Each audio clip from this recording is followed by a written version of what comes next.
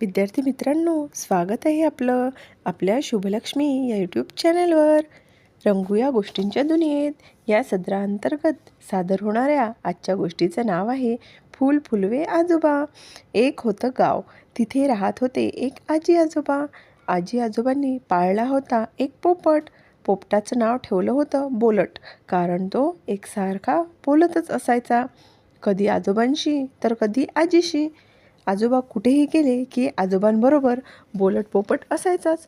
कधी मागे मागे उडत जायचा तर कधी आरामात आजोबांचा खांदा पकडून बसायचा. असेच एकदा आजोबा आणि बोलट शेतावर गेले होते.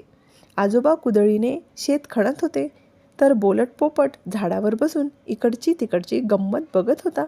शिवाय एकीकडे तोंडाची टकळी चालूच होती. आजोबा, हे काय आहे, ते काय आहे, दमलात का, तहान लागली का, जेवायला कधी थांबणार, असं एकसारखं काही ना काही विचारणं चालूच होतं. आणि आजोबा आपले तोंडानं हूं हूं असा आवाज करीत आपलं आपलं काम करीत होते. पण मध्येच काय झालं कुणाच ठाऊक. बोलट पोपट झाडावरून एकदम उडाला आणि थोडं दूर जाऊन जमिनीवर उतरून एका जागी जाऊन बसला आणि तिथून आजोबांना म्हणाला, आजोबा, आजोबा, इकडे या, इकडे खणा, असं सांगायला लागला. आजोबांनी सुरुवातीला बोलटकडे लक्षच दिलं नाही, पण बोलट आपला नाच सोडेना. तो सारखा तेच तेच बोलत राहिला, आजोबा इकडे या, इथे खणा, आजोबा इकडे या, इथे खणा.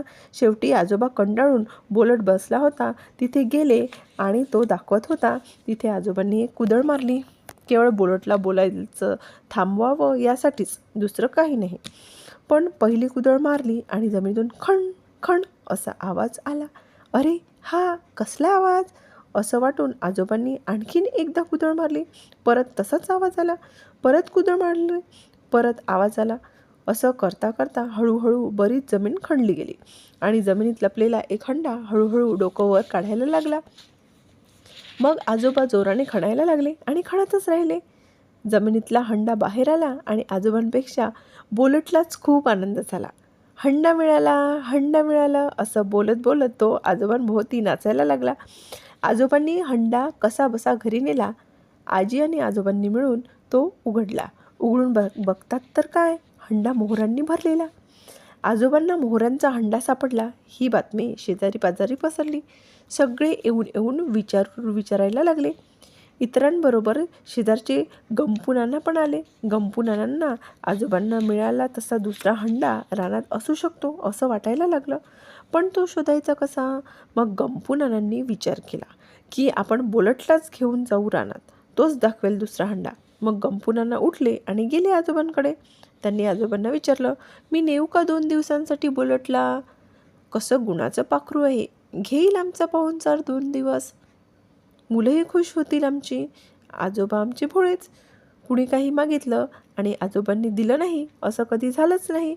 गंपूनानांनी बोलटला घेऊन जाऊ का विचारलं आणि आजोबांनी खुशाल घेऊन जा 2 दिवस असं सांगून बोलटचा पिंजरा गंपूनानांना देऊन टाकला. आजीला खरं तर हे आवडलं नाही. तिला गंपूनाना मुळीच आवडायची नाहीत. पण आजोबांपुढे तिचं काय चालणार? इकडे बोलटचा पिंजरा हातात पडला आणि गंपूनाना तरा बाहेर पडले आणि थेट जाऊन पोहोचले रानात. पोहोचताच गंपूनानांनी घाईघाईंना बोलटचा पिंजरा झाडाला अडकवला आणि बोलटकडे वळून, सांग आता कुठे खणू ते, सांग आता कुठे खणू ते, असं विचारलं. पण बोलट काही बोललाच नाही. गंपूनानांनी बोलटला परत तेच विचारलं, सांग आता कुठे खणू ते, तर बोलट काहीच बोलेना. बोलट काहीच बोलत नाही हे बघून गंपूनाना आणखीनच अधीर झाले आणि परत तेच तेच विचारू लागले, सांग कुठे खणू, कुठे खणू, असा जपच सुरू केला. शेवटी ते झाड दिसते ना बाभळीचं, खणा तिथे, बोलटनं सांगितलं. गंपूनाना धावत तिथे पोहोचले, धावता धावता. पण गंपूनानाच्या पायात बूट घातले होते. तिकडे देखील लक्ष दिले नाही आणि केली सुरुवात खणायला. 1 2 3 4 एका पाठोपाठ एक कुदळीचे घाव घातले आणि जमिनीतून एकदम फुसफुस करत एक साप बाहेर आला. चांगला मनगटा एवढा जाड आणि दिसली त्याची लांबलचक वळवळत येणारा, येताना लवलव करणारी जीभ. अरे बाप रे! गंपूनाना कमालीचे घाबरले आणि पळत सुटले. मनात बोलटचा फारच राग आला, अगदी संताप झाला. रागारागात थेट बोलटचा पिंजरा होता तिथे आले आणि पिंजरा उघडून बोलटला बाहेर काढलं आणि रागारागाने दात ओठ खाऊन बोलटची मान मुरगाळली आणि बोलटला तिथेच झाडाखाली टाकून आपला जीव मुठीत धरून घरी पळाले. इकडे 2 दिवस झाले तरी गंपूनानांनी बोलटला परत आणले नाही. हे बघून आजोबा गंपूनानांकडे गेले. गंपूनानांनी दार उघडलं. आजोबांनी दारातूनच बोलटला घेऊन जाऊ का, कुठे आहे तो, असं विचारलं. तो पोपट मी मारला. काय करायचं आहे असला पक्षी ठेवून, काही उपयोग झाला नाही मला, असं सांगून गंपूनानांनी धाडकन दार बंद केलं. आजोबा यावर काय करणार बिचारे, तसेच घरी परतले. घरी येऊन आजीला काय झालं ते सांगितलं. दोघेही डोळे पुसत पुसत उपाशीपोटीत झोपले. पण झोपही येईना, सारखी बोलटचीच आठवण यायला लागली. जरा कुठे झोप लागली की बोलटच बोलतो आहे असं वाटून एकदम दचकून जाग यायला लागला. दुसरा दिवस उजाडला. आजी आजोबा दोघेही रानात गेले. तिथे झाडाखाली पडलेला बोलट दिसला. मग आजी आजोबांनी हलकेच बोलटला उचलले. जवळचीच एक जागा साफ केली. थोडा खोल खळगा केला. हळूच बोलटला आत ठेवलं. वरून थोडी माती टाकली. वर खुणेचा एक दगड ठेवला. दोघेही जड मनाने घरी परतले. असेच दिवस जात होते. आजी आजोबा जवळजवळ रोजच रानात जायचे. बोलटला जिथे पुरलं होतं तिथे जायचे. जरा वेळ बसायचे. बोलट किती छान होता, किती गुणी होता, अशा आठवणी काढायचे आणि घरी परतायचे. असेच एक दिवस रानात गेलेले असताना जिथे बोलटला पुरले होते तिथे एक छोटंसं रोप उगवलेलं आजी आजोबांना दिसलं. आपलाच बोलट झाड होऊन परत येतो असं वाटून आजी आजोबांनी रोपाभोवती छानसं आळं केलं. घरी गेले. घरी जाऊन थोडं पाणी घेऊन आले. रोपाला पाणी घातले आणि आनंदाने परत घरी आले. मग काय, रानात रोजच जायचं, रोजचं पाणी घालायचं, असा जणू काही नेमच ठरून गेला. बोलता बोलता रोप मोठं झालं. लहान झाडासारखं दिसायला लागलं. हळूहळू ते झाडही मोठं झालं. झाडाखाली सावलीत बसून आराम करावा इतकं मोठं. एक दिवस रानात मोठं वादळ आलं. आजी आजोबा जाऊन बघतात तर झाडाची एक फांदी मोडून पडलेली दिसली. आजोबांनी फांदी उचलली आणि घरी आणली. फांदीचं लाकूड वापरून एक उखळ बनवलं आणि आजीला सांगितलं, हे उखळ रोज वापर. आजीनं उखळ वापरायला घेतलं.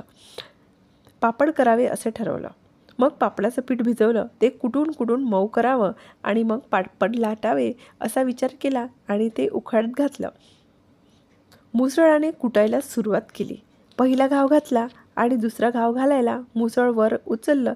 तोच उखळातून आपली नाणीच नाणी उडायला लागली. जसं कारंजातून थुई थुई थुई थुई पाणी उडतं ना, तशीच ही बातमी सगळीकडे पसरली. गंपूनानांनाही कळली. गंपूनानांनी ठरवलं की कसंही करून ते उखळ पळवायचं आणि गंपूनानांनी ते उखळ पळवलंच. गंपूनानांनी उखळ घरी आणलं आणि लगेच बायकोला सांगितलं. तसं ती पीठ कुटायला लागली आणि तिनं पहिला घाव घातला आणि दुसरा घाव घालणार तोच उखळातून लहान मोठे दगड भराभरा बाहेर पडायला लागले. बंदुकीतून गोळी उडावी तसे लहान मोठे दगड गोटे सटासट बाहेर यायला लागले. गंपूनानांची बायको ओय ओय करून बाजूला झाली. गंपूनानांनी ते पाहिलं. गंपूनानांना काय करावं तेच सुचेना. ते रागारागाने पुढे झाले. अरे चोरा, आजोबांना तेवढं सोनं चांदी आणि मला तेवढे दगड कुठे, थांब चांगला धडा शिकवतो तुला, असं पुटपुटत उखळ उचललं आणि टाकलं चुलीत. चुलीत जाळ होताच लाकडी उखळ भुरूभुरू जळून गेलं आणि अगदी राख राख होऊन गेला. इकडे उखळ कुठे गेला तेच आजी आजोबांना कळेना. ते शेजारी पाजारी जाऊन विचारायला लागले. विचारता विचारता गंपूनानांना विचारलं, आमचं उखळ पाहिलंत का? हो पाहिलं ना, चांगलंच पाहिलं. पाहिलं आणि टाकलं चुलीत. हवं असेल तर राख आहे उरलेली, उचला ती आणि चालू लागा. आजोबांना काय बोलावं तेच सुचेना. ते पुढे झाले. जवळ एक घमेलं होतं, ते उचललं आणि चुलीतली राख भरायला सुरुवात केली. चांगलं घमेलंभर राख निघाली. आजोबांनी घमेलं उचललं आणि न बोलताच ते बाहेर पडले. घराची वाट रानातूनच जात होती. आजोबा चालता चालता थकले. हातातलं घमेलं खाली ठेवलं आणि झाडाखाली बसले. तोच वारा सुटला आणि थोडी राख आजूबाजूला उडाली. झाडावर शिंपडली गेली आणि बघता बघता सगळी झाडं फुलांनी मोहरली. रंगीबेरंगी फुलांनी सगळं रान फुलून गेलं. सगळीकडे छान सुगंध पसरला आणि झाडापानातून एक गाणं ऐकायला येऊ लागलं. काय सांगू गंमत बाबा, गावी असती एक आजोबा, जेथे जाती तेथे रमती, बघता बघता फुले फुलविती. असेच आजोबा कोणाचे, बोलटचे हो बोलटचे. फूल फुलवे आजोबा नाव तयांचे, फूल फुलवे आजोबा नाव तयांचे. बघता बघता गावात बातमी पसरली की रानातली सगळी झाडं नुसती फुलली आहेत. अचानक जो तो येऊन आजोबांना विचारायला लागला, हे काय झालं आणि कसं झालं. आजोबांनी विचार केला, ही राख आपण आणली, तिची तर जादू नसेल ना, तपासून बघूया. थोडीशी राख घेऊन इतर काही झाडांवरही शिंपडून बघूया. मग आजोबा आणि गावातली काही मंडळी थोडीशी राख घेऊन गावाबाहेर गेले. तिथे काही झाडांवर आजोबांनी राख शिंपडली आणि बघतात तर काय, ती झाडं बघता बघता फुलांनी नुसती बहरून गेली. आता आजोबांना पटले, गावालाही पटले की ही जादू राखेची आहे. मग काय, आजोबांचं नाव सगळीकडे झालं. ते चिमूटभर राख वापरून झाडापानांना बघता बघता बहर आणू शकतात हेही लोकांना समजले. मग गावात कधी कुणाचा मळा पिकेनासा झाला, कधी आंब्याला मोहर आला नाही किंवा कणसात दाणे भरले नाहीत, तर लोक आजोबांना बोलावू लागले आणि आजोबाही जे जे कोणी बोलावेल तिकडे जाऊन मळे फुलवू लागले, झाडांना मोहर आणू लागले. आजोबांनी अशी फुलं फुलविली, मळा पिकविला की ते गाणंही ऐकू यायचं. आता हे गाणं कुणी केलं, आजोबांना फूल फुलवे नाव हे कुणी दिलं ते माहीत नाही, पण नेहमी नेहमी हे गाणं ऐकून लोकही आजोबांना फूल फुलवे आजोबा अशीच हाक मारायला लागले. किती छान नाव, फूल फुलवे आजोबा, बोलटचे लाडके आजोबा. विद्यार्थी मित्रांनो, अशाच मनोरंजक गोष्टी ऐकण्यासाठी आपल्या या चॅनलला लाईक आणि सबस्क्राईब करा. धन्यवाद.